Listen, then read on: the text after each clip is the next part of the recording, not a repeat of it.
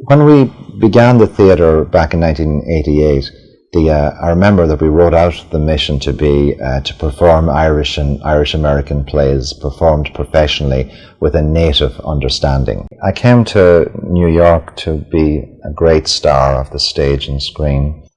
That was the plan, though I had no idea that I even wanted to be in theatre until I came to New York.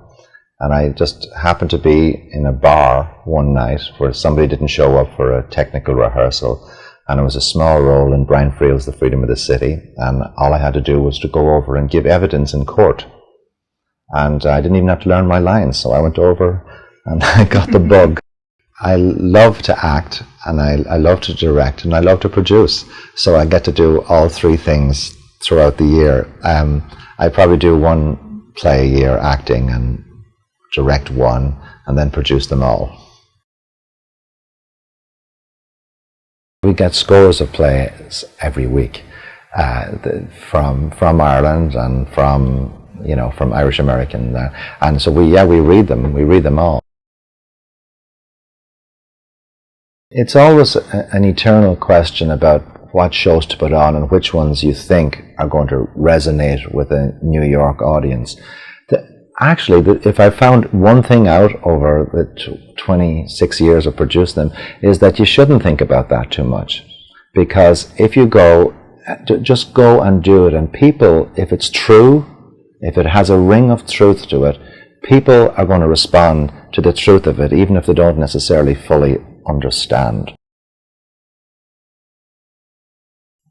Well, like all of McPherson's work, I just feel he's got such soul and such empathy for his characters that I just loved these three people. Each one tells their story and builds a world that only McPherson can, of a particular area in Dublin where these three people reside and walk from place to place. And the whole city of Dublin is almost a character in this play.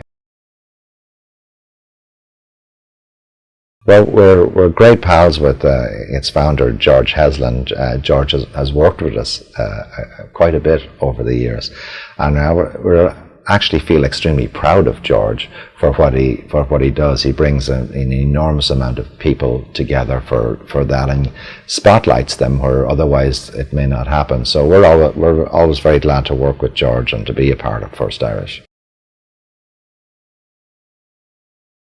I mean, I suppose the idea of Irish theatre was Sean O'Casey, our Sing and Playboy of the Western World, and that was the idea.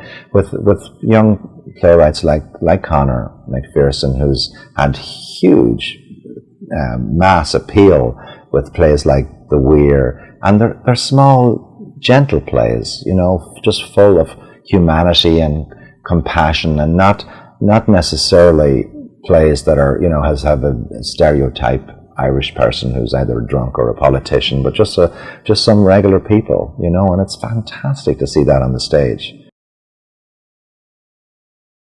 Well, we are running Port Authority through November 16th at the DR2 Theatre, which is on East 15th Street, just off Union Square, where we are for the duration of our renovations.